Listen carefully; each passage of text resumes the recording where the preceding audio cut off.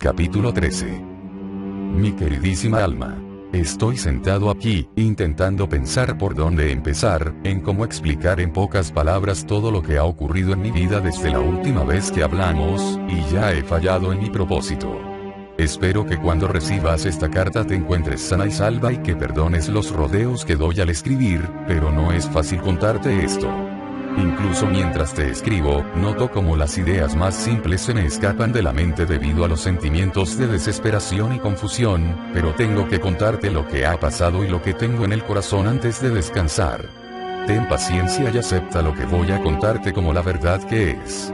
El relato completo de lo ocurrido llevaría horas de escritura, y me queda poco tiempo, así que estos son los hechos. El mes pasado se produjo un accidente en el laboratorio, y el virus que estábamos estudiando escapó de nuestro control. Todos mis colegas que resultaron infectados han muerto o pronto morirán, y la naturaleza de la enfermedad es tal que los que todavía viven han perdido la cordura.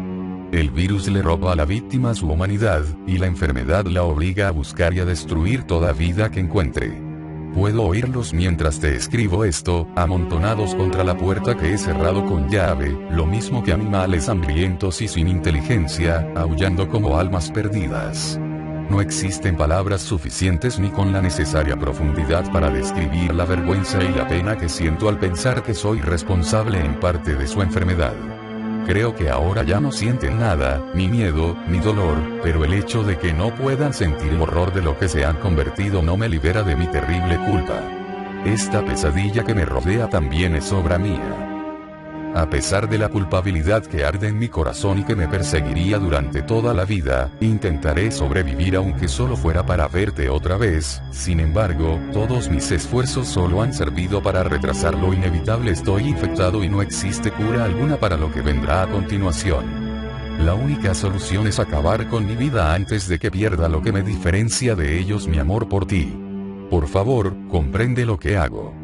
Quiero que sepas que lo siento mucho. Martin Crackhorn Hill suspiró y dejó el arrugado trozo de papel encima de la mesa con suavidad. Las criaturas eran víctimas de su propia investigación. Al parecer, había adivinado lo que había sucedido en la mansión, aunque leer aquella carta impedía que se sintiera muy orgullosa de sus dotes de deducción. Había colocado el emblema del sol, y había decidido que la oficina de la planta superior merecía un registro más exhaustivo. Después de rebuscar un poco, había encontrado el testamento de Crackhorn metido en uno de los cajones. Crackhorn, Martin Crackhorn. Era uno de los nombres de la lista de Trent. Hill frunció el entrecejo y regresó a la puerta de la oficina caminando con lentitud. Por alguna extraña razón que no lograba comprender, Trent quería que los Stars descubrieran lo que había ocurrido en la mansión antes que nadie. Sin embargo, era obvio que él ya sabía bastante, así que ¿por qué no decírselo directamente a los Stars? Y además, ¿qué ganaba Trent diciéndoles lo poco que había dicho? Atravesó el pequeño vestíbulo de la oficina y salió de nuevo a la sala, todavía con el entrecejo fruncido. Barry había estado actuando de una forma bastante rara poco antes, y ella necesitaba saber la razón. Quizá le respondiera con franqueza si le hacía una pregunta directa. O quizá no. De todas maneras, al menos me dará una respuesta. Hill se detuvo en el rellano de las escaleras posteriores e inspiró profundamente. Y se dio cuenta de que algo había cambiado. Miró alrededor con incertidumbre, mientras intentaba descubrir con exactitud lo que le estaban diciendo sus sentidos. Hace menos frío. Solo un poco menos de frío, pero desde luego la temperatura ha subido. Y el aire no huele tanto estancado. Como si alguien hubiese abierto una ventana o quizás una puerta. Hill se dio la vuelta y comenzó a bajar las escaleras al trote, repentinamente ansiosa por echarle un vistazo a la cerradura del diagrama. Cuando llegó al final de las escaleras vio que la puerta que comunicaba una sala con la otra estaba abierta de par en par. Oyó a lo lejos el sonido de los grillos, y sintió el cálido aire nocturno soplar hacia ella a través de la fría hedionda de la mansión. Se apresuró a llegar hasta el oscuro pasillo y dobló a la derecha mientras intentaba no hacerse ilusiones. Dobló de nuevo a la derecha y vio que la puerta que llevaba hasta el sendero abierto también estaba abierta de par en par. Quizá lo único que ocurre es eso, que las dos puertas estaban abiertas. no significa que el rompecabezas esté resuelto. Gil comenzó a correr, sintiendo la limpia tibieza del aire veraniego sobre su piel mientras daba la vuelta a una esquina del sendero. Dejó escapar una corta y triunfante carcajada cuando vio los 4 emblemas colocados en su sitio al lado de la puerta abierta. Una cálida brisa atravesaba la estancia que el rompecabezas había abierto, un pequeño almacén para las herramientas de jardinería. La puerta de metal que había al otro lado del almacén también estaba abierta, y Gil vio la luz de los rayos de la luna brillando sobre una pared de ladrillo que había más allá de la puerta de oxidadas bisagras. Barry había tenido razón, la puerta llevaba al exterior. Ahora podrían buscar ayuda, podrían encontrar un camino seguro por el que salir del bosque o, al menos, hacer una señal de fuego a la policía Pero si Barry ha encontrado los símbolos heráldicos que faltaban, entonces, ¿por qué no ha venido a buscarme? La sonrisa de Gil se desvaneció cuando entró en el cobertizo, mientras miraba con desgana las polvorientas cajas y barriles que se alineaban a lo largo de las grises paredes de piedra. Barry sabía dónde se encontraba, él mismo le había sugerido que se encargara de registrar la segunda planta del ala oeste. Quizá no ha sido Barry quien ha abierto la puerta. Cierto, podía haber sido Esquero Chris, o tal vez incluso uno de los miembros del equipo Bravo. Si era así, lo mejor que podía hacer era regresar en busca de Barry. Mejor, incluso, investigaré la zona un poco, solo para asegurarme de que vale la pena el esfuerzo. Era una forma de racionalizar un sentimiento, porque la idea de regresar a la mansión ahora que tenía una posible vía de escape delante de ella no era tan atrayente. Desenfundó su bereta y se encaminó hacia la puerta exterior. Había tomado una decisión. De lo primero que se dio cuenta fue del ruido del agua corriendo, que se oía por encima de los demás suaves ruidos nocturnos del bosque. Sonaba como una pequeña catarata. Lo segundo y lo tercero fueron los cuerpos de 2 perros que estaban tirados en mitad del sendero pedregoso. Los había abatido a disparos. Sin duda, alguno de los Stars ha pasado por aquí. Gil entró en un gran patio que estaba rodeado por unos elevados muros, con unos gruesos setos a cada lado. Unas nubes oscuras se cernían ominosas a poca altura. Al otro lado de aquel espacio abierto vio una puerta de hierro, a continuación de un plantío de arbustos, y a su izquierda divisó un sendero que se veía envuelto en las sombras que proyectaban los altos muros de ladrillo de 4 metros. El suave murmullo de la catarata parecía provenir de aquella dirección, aunque el sendero acababa abruptamente en otra puerta de metal de poco más de 1 metro. Quizás unas escaleras que bajan. Gil dudó unos instantes. Miró la vieja y oxidada puerta de metal que se encontraba delante de ella, y después a los retorcidos cuerpos de los perros mutantes. Ambos estaban más cerca de la puerta que del sendero, y suponiendo que ambos hubieran muerto mientras atacaban, el que había disparado debía encaminarse en aquella dirección. De repente oyó un fuerte ruido de agua salpicando en todas direcciones, y aquello tomó la decisión por ella. Gil se giró y corrió por el sendero iluminado por la luna, con la esperanza de descubrir lo que había provocado aquel sonido. Llegó al final del sendero de piedra y se asomó por encima de la puerta. Retrocedió, sorprendida por el repentino vado que se abría a sus pies. No había escalera alguna, la puerta daba a una pequeña plataforma de ascensor y a un enorme patio a unos 6 metros por debajo de ella. El sonido del chapoteo procedía de su derecha, y Gil bajó la mirada justo a tiempo para ver una silueta oscura que atravesaba una catarata, y desaparecía tras la cortina de agua que dejaba por la pared oeste. ¿Qué demonios? Se quedó mirando la pequeña cascada y parpadeó, sin sentirse segura de lo que había visto. Quizá los ojos le estaban jugando una mala pasada. El chapoteo había cesado en cuanto la persona había desaparecido, y estaba bastante segura de que no tenía alucinaciones auditivas. Lo que significaba que la cascada ocultaba un pasaje secreto. Estupendo. Eso es justamente lo que le falta a este lugar. Dios sabe que no me bastaba con lo que he encontrado dentro de la casa. Los mandos para el ascensor, en el que solo cabía una persona, se encontraban en una barra de metal al lado de la puerta oxidada. La plataforma se encontraba en el suelo del patio inferior, así que Gil apretó el botón de encendido, pero no ocurrió nada. Tendría que bajar por otro método y perder tiempo mientras el tipo de la silueta misteriosa se alejaba. A no ser que... Gil observó detenidamente el estrecho hueco del ascensor, un rectángulo de poco más de 1 metro de longitud del lado encarado hacia el patio abierto. Tener que subir por allí sería una cabronada, pero y bajar. Pan comido. Podría descender en 1 minuto o poco más. Solo tendría que utilizar la espalda como punto de apoyo e ir bajando poco a poco con las piernas. Un inquietante pensamiento la asaltó mientras se sacaba la escopeta de la funda de la espalda y se preparaba para comenzar el descenso. Si la persona que había atravesado la cascada era uno de los miembros del equipo Stars, ¿cómo sabía que existía un pasaje secreto en aquel lugar? Buena pregunta, y no una en la que quisiera detenerse mucho rato. Gil empuñó con fuerza la escopeta, abrió la puerta que daba al hueco del ascensor y comenzó a bajar lentamente por él. Le habían dado a Barry 15 minutos de margen antes de dirigirse hacia el ala oeste y encontrar abierta la puerta trasera. Se quedaron allí en pie, mirando la placa de cobre y los distintos emblemas grabados. Chris se fijó especialmente en el emblema con el clavado de la luna en cuarto creciente que Barry se había llevado consigo. Se sentía algo confuso y muy preocupado. Barry era una de las personas más francas y honestas que jamás había conocido. Si él había dicho que iba en busca de Gil y que volvería junto a ellos, eso es exactamente lo que pretendía hacer. Pero no había regresado, y si se había metido en problemas, ¿cómo es que el emblema había acabado colocado en su sitio correspondiente? No le gustaba ninguna de las explicaciones a las que había llegado su mente lógica. Alguien se lo podría haber arrebatado. Él podría haberlo colocado en su sitio y luego haber resultado herido. Las posibilidades parecían infinitas, y alguna de ellas era demasiado esperanzadora.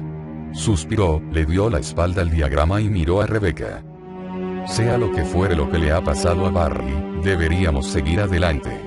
Puede que este sea el único camino de salida de la mansión y sus alrededores. Rebecca sonrió levemente. A mí me parece bien. Es que me siento bien por la idea de salir por fin de aquí, ¿sabes? Sí, te entiendo, contestó él con fervor. No se había dado cuenta de que se había acostumbrado al frío y opresivo ambiente de la mansión hasta que salieron al exterior. La diferencia era realmente increíble. Atravesaron el pequeño almacén de herramientas y se detuvieron en la puerta trasera. Ambos respiraban de forma rápida y agitada. Rebecca comprobó su bereta, por lo que le pareció a Chris que era la 100ª vez desde que salieron de la sala principal, y volvió a morderse el labio inferior.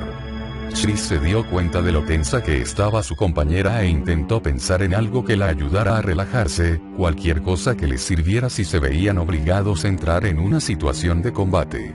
El entrenamiento de los Stars cubría todas las situaciones básicas, pero disparar con una pistola de juguete contra una pantalla de video gigante era muy distinto a enfrentarse en un combate real. Sonrió de repente al recordar las sabias palabras que le habían dicho en su primera operación, un enfrentamiento contra un grupo de enloquecidos miembros de una secta religiosa en la parte interior septentrional del estado de Nueva York. Estaba aterrorizado, y había hecho todo lo humanamente posible porque no se le notara. La capitana de la misión era una mujer extremadamente bajita y muy dura de roer, una experta en explosivos llamada Kaylor. Lo había llevado aparte, lo había mirado de arriba a abajo y le había dado el mejor consejo que jamás había recibido. Hijo, pase lo que pase, cuando comience el tiroteo, intenta no mearte en los pantalones, ¿de acuerdo? Aquello lo sorprendió tanto que lo sacó del estado de nerviosismo en el que se encontraba. Lo que le había dicho era tan chocante que se había visto obligado a olvidar su miedo para aceptar que le había dicho algo tan fuera de lo normal. ¿De qué te ríes?, le preguntó intrigada Rebecca. Chris sacudió la cabeza y su sonrisa desapareció. No creía que aquello funcionara con Rebecca, y además, los peligros a los que se enfrentaban en aquel momento no respondían a sus disparos. Es largo de contar. Vámonos. Se adentraron en la oscuridad y la tranquilidad de la noche, solo interrumpida por el chirrido de los grillos. Estaban en una especie de patio interior, con unos altos muros de piedra a cada lado y con un sendero que se dirigía hacia la izquierda. Chris podía percibir el sonido de agua corriendo cerca de allí y el lastimero aullido de un coyote, un sonido solitario y lejano. Y hablando de perros, Había un par de ellos tendidos en el suelo del sendero de piedra, y la luz de la luna se reflejaba en sus húmedos y fibrosos cuerpos. Chris se acercó a uno de ellos, se agachó a su lado y le tocó el costado. Retiró con rapidez la mano y en su cara se dibujó un gesto de asco. El cuerpo del perro mutante estaba tibio y pegajoso, como si le hubieran metido en una bañera llena de mocos. Se puso en pie mientras se limpiaba la mano en la pernera de sus pantalones. No lleva mucho tiempo muerto, dijo en voz baja. Calculo que hace menos de una hora que lo mataron. Más allá de unos setos herbosos que se levantaban delante de ellos había una puerta de hierro de aspecto oxidado. Chris le indicó con un gesto a Rebecca el lugar, y ambos se dirigieron hacia allí. El ruido del agua aumentó hasta convertirse en un rugido apagado. Chris tiró de la puerta, que se abrió sobre unas bisagras oxidadas y ruidosas y dejó al descubierto un enorme depósito de agua cortado directamente en la piedra, del tamaño de un par de piscinas grandes puestas juntas. Unas sombras oscuras y profundas caían a cada lado, provocadas por el aparentemente sólido muro de árboles y lujuriosa vegetación que amenazaba con atravesar la valla que rodeaba el depósito. Avanzaron hasta detenerse en el borde de la enorme piscina. Al parecer, se encontraba en el lento proceso de ser vaciada. El rugido apagado lo causaba el estrecho flujo de agua que salía por el extremo oriental a través de una pequeña compuerta. No había un sendero que rodeara el depósito, pero Chris divisó una pasarela que cruzaba por el centro de la propia superficie normal del agua, a unos 2 metros de distancia por debajo de ella. Vio también unas escaleras metálicas a ambos lados de la pasarela, y era obvio que el propio sendero por el que caminaban había estado sumergido hasta hacía poco, porque las piedras oscuras estaban salpicadas aquí y allá por algas goteantes. Chris observó detenidamente todo el conjunto durante unos instantes, y se preguntó cómo podía cruzarlo nadie cuando estaba completamente lleno de agua. Otro misterio que añadir a la creciente lista de sucesos inexplicables. Bajaron sin decir nada y se apresuraron a cruzar el sendero de la pasarela. Las botas chirriaban con un sonido húmedo al pisar las piedras mojadas. Chris subió deprisa por la segunda escalera y, en cuanto estuvo arriba, extendió la mano para ayudar a subir a Rebecca. El sendero, oscurecido por la sombra de los árboles, estaba cubierto de ramas y agujas de pino y parecía recorrer el borde oriental del depósito, pasando por encima de la compuerta abierta. Comenzaron a andar hacia la catarata artificial, y solo habían recorrido unos cuantos metros cuando comenzó a llover. Plop, plop, plop. Chris frunció el entrecejo, y una voz interior le indicó que no se debería poder oír las gotas de lluvia por encima del rugir del agua que se vaciaba. Miró hacia arriba. Vio que una rama retorcida caía desde el follaje de los árboles que se asomaban por encima de la verja, una rama que cayó sobre las piedras y comenzó a deslizarse suavemente. Eso no es una rama.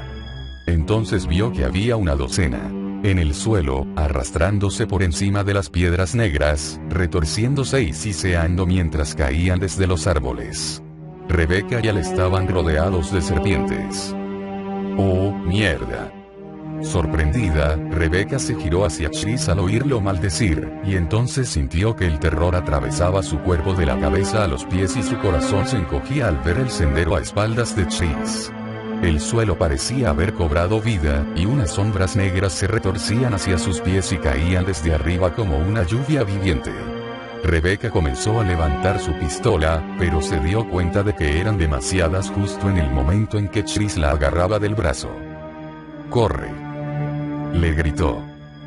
Comenzaron a correr tambaleándose y Rebecca gritó de forma involuntaria e incontrolada en el momento en que el cuerpo grueso que se retorcía le cayó encima del hombro. Sintió el frío tacto de las escamas de la criatura sobre su brazo mientras la serpiente caía hacia el suelo y se golpeaba con las piedras del camino. Siguieron corriendo por el sendero zigzagueante bajo las sombras, con las suelas de las botas aplastando carne gomosa en movimiento que casi les hacía perder el equilibrio. Las serpientes se abalanzaban sobre ellos intentando morderles las botas. Por fin llegaron a la compuerta de metal, y el agua negra y espumosa corrió bajo sus pies y el sonido de sus botas sobre el metal se apagó debido al rugir del agua. Las piedras situadas por delante de ellos estaban más despejadas de serpientes, pero el sendero también desaparecía bruscamente, y una plataforma de ascensor marcaba su final. No quedaba otro sitio hacia el que ir. Se apretujaron en la pequeña plataforma y Rebeca manoteó los mandos mientras respiraba en boqueadas aterrorizadas. Chris se giró y disparó repetidas veces. El chasquido del arma resonó por encima del rugir de las turbulentas aguas al mismo tiempo que Rebeca encontraba por fin el botón que ponía en funcionamiento el ascensor y lo apretaba. La plataforma se estremeció y comenzó a descender, bajando pegada a la gran pared rocosa hacia otro patio enorme y vacío que se encontraba a sus pies. Rebeca se dio la vuelta y alzó su arma para ayudar a Chris. Se quedó con la boca abierta, incapaz de hacer nada, frente a la tremenda y desagradable escena. Tenían que ser cientos de serpientes, porque el sendero estaba prácticamente oculto por las viscosas criaturas que se retorcían y siseaban mientras se abalanzaban unas contra otras en un frenesí de mordiscos. Para cuando logró salir de su estupor, la visión había desaparecido después de subir más allá del nivel de sus ojos.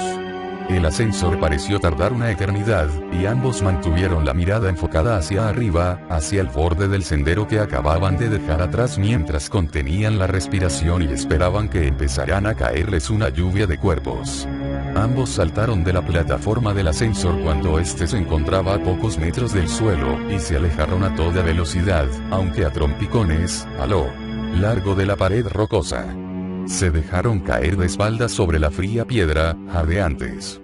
Rebeca echó un vistazo al patio interior al que habían llegado entre dos bocanadas de aire, y dejó que el suave sonido de la cascada la tranquilizara un poco. Era un espacio abierto enorme, compuesto por piedras y ladrillos, y cuyos colores estaban difuminados por la escasa luz. El agua procedente del depósito que habían dejado atrás y arriba caía sobre dos piscinas cercanas, y enfrente de ellos había una única puerta, y ni una sola serpiente. Tomó una última bocanada de aire y la dejó escapar lentamente después. Luego se giró hacia Chris. ¿Te han mordido?, preguntó preocupada. Él negó con la cabeza. ¿Y a ti? No, tampoco. Aunque si he de serte sincera, preferiría no volver por ahí. La verdad es que me gustan más los gatos. Chris se quedó mirándola por unos momentos antes de sonreír y alejarse de la pared de piedra. Es curioso. Yo creí que te irían más las ratas de laboratorio. Bip bip. La radio. Rebeca manoteó para desenganchar el aparato de su cinturón, dejando repentinamente en el olvido el tema de las serpientes. Era el sonido que había estado esperando escuchar desde que encontraron el cuerpo de Richard. Alguien intentaba comunicarse con ellos, quizás una patrulla de rescate. Levantó el aparato para que ambos pudieran oír la comunicación. La estática chasqueó a través de pequeño altavoz junto al chillido de una débil señal. Hoy Brad. Equipo Alfa. ¿Recibís? Sí. Escuchar esto. La voz desapareció para ser sustituida por completo por la estática. Rebeca pulsó el botón de comunicación y habló rápidamente. Brad, adelante. Ambos permanecieron a la escucha durante unos instantes más, pero no lograron oír nada más.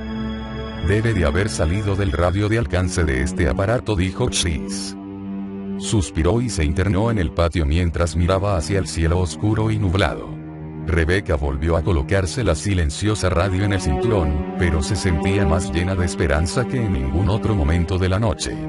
El piloto estaba en algún lugar, allí fuera, sobrevolando en círculos la zona para encontrarlos. Ahora que ya habían salido de la mansión, podrían oírle con mayor claridad. Eso suponiendo que regrese. Rebeca hizo caso omiso de aquel pensamiento y caminó hasta colocarse al lado de Chris, quien había visto otra pequeña plataforma elevadora, oculta tras un repliegue más allá de la cascada. Una rápida comprobación les mostró que no disponían de la energía necesaria en la batería como para funcionar. Chris se dio la vuelta hacia la puerta mientras metía un nuevo cargador en su careta. ¿Vemos qué hay detrás de la puerta número 1? Era una pregunta retórica, porque a menos que quisieran cruzar por el medio de todas aquellas serpientes, era su única opción. Aún así, Rebeca sonrió y asintió con la cabeza, queriendo demostrarle que estaba preparada y dispuesta. Y deseando al mismo tiempo que, si pasaba algo, realmente lo estuviera.